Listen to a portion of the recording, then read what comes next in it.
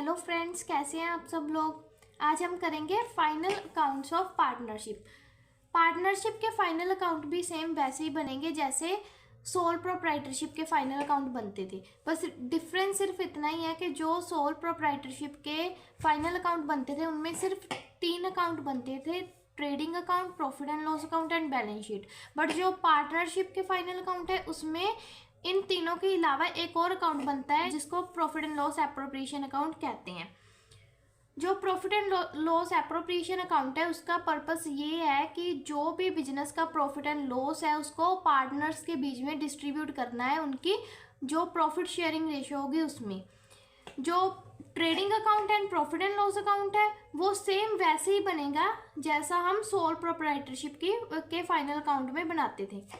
आज हम इन सभी अकाउंट्स के फॉर्मेट देखेंगे और अगली वीडियोस में हम इसके सम सॉल्व करेंगे। सबसे पहले देखते हैं ट्रेडिंग अकाउंट का फॉर्मेट। इसमें जो ओपनिंग स्टॉक होगा वो सबसे पहले हम डेबिट करेंगे और जो क्लोजिंग स्टॉक होगा उसको हम क्रेडिट करेंगे। और जो भी परचेजेस की होगी उसको हम इनर कॉलम में उतनी परचेजेस लिख देंगे, उसमें से जितनी भी परचेजेस रिटर्न होगी या फिर रिटर्न आउटवर्ड होगी उसको हम माइनस कर देंगे। परचेजेस रिटर्न को ही रिटर्न आउटवर्ड कहते हैं। और जो अमाउंट बचेगी उसको हम फिर इधर वाले कॉलम में लिख देंगे।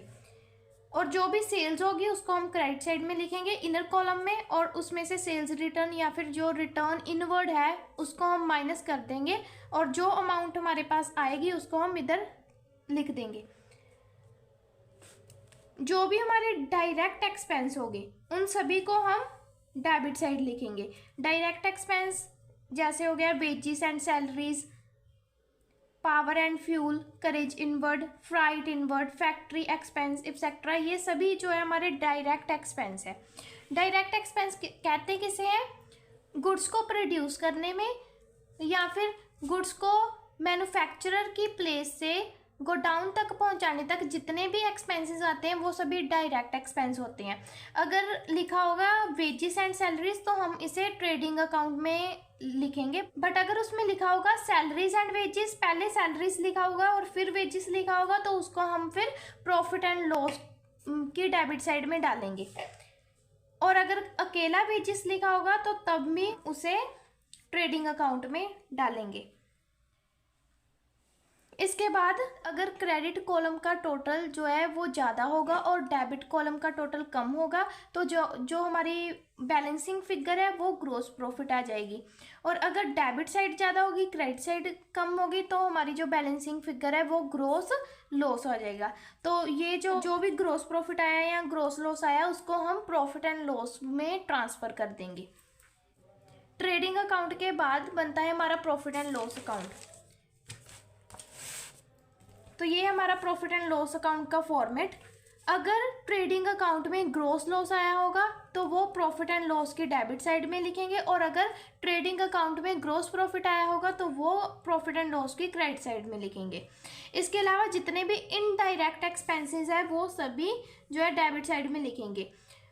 जो प्रॉफिट एंड लॉस अकाउंट है वो नॉमिनल अकाउंट, उसमें नॉमिनल अकाउंट का रूल जो है फॉलो किया जाता है। जितने भी एक्सपेंस होंगे और लॉसेज होंगे उसको हम डेबिट साइड में लिखेंगे, और जितनी भी इनकम्स और गेन्स होंगे उसको हम क्रेडिट साइड में लिखेंगे। नॉमिनल अकाउंट का रूल है debit all expenses and losses, credit all incomes and gains. और जो भी इनडायरेक्ट एक्सपेंसेस हैं like salaries and wages, postage and telegram, printing and stationery, rent, telephone charges, commission, travelling expenses, depreciation, audit fees, interest paid, insurance paid, charity या और भी जितने भी expenses हैं उन सबको हम प्रॉफिट एंड लॉस के डेबिट साइड में लिखेंगे। और जितनी भी इनकम्स है, रेंट रिसीव जैसे हो गया, डिविडेंड रिसीव हो गया, कमीशन रिसीव होगी, या फिर हमने इंश्योरेंस का जो क्लेम रिसीव किया है या फिर इंटरेस्ट रिसीव किया है उसको हम क्रेडिट साइड में डालेंगे। इसके अलावा हमने कोई भी एसेट सेल किया है तो अगर एसेट को सोल्ड करने पर हमें गेन हुआ है तो उसको हम क्रेडिट साइड लिखेंगे, और अगर एसेट को सोल्ड करने में हमको लॉस हुआ है तो उसको हम डेबिट साइड में लिखेंगे। ये सारी अमाउंट डालने के बाद अगर हमारा डेबिट साइड का टोटल क्रेडिट साइड से ज़्यादा है तो हमारा नेट लॉस आ जाएगा, और अगर क्रेडिट साइड का टोटल डेबिट साइड से ज़्यादा है तो हमारा नेट प्रॉफिट आ जाएगा, जिसको हम profit and loss appropriation account में ट्रांसफ़र करेंगे।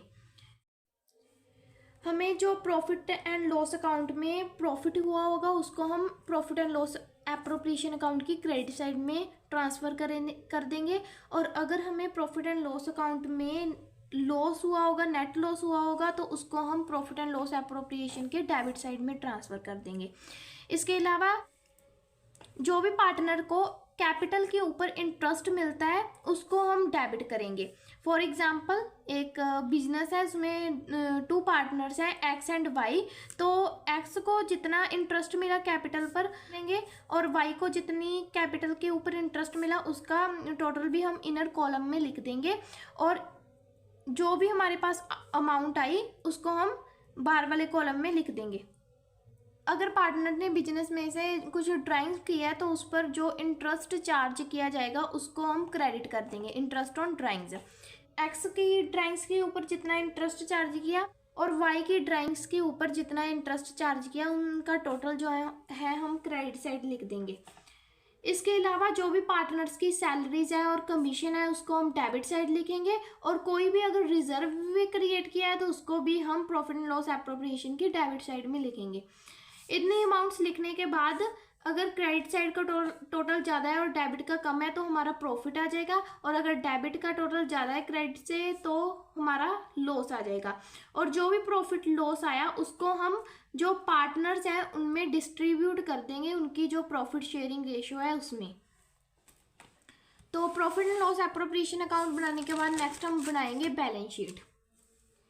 बैलेंस शीट में बाकी सारी जो एसेट्स हैं और लाइबिलिटीज़ हैं वो वैसे ही करेंगे जैसे हम सोल प्रोप्राइटरशिप की बैलेंस शीट में करते थे, बस सिर्फ डिफरेंस इनकी कैपिटल में आएगा, पार्टनर्स की कैपिटल में।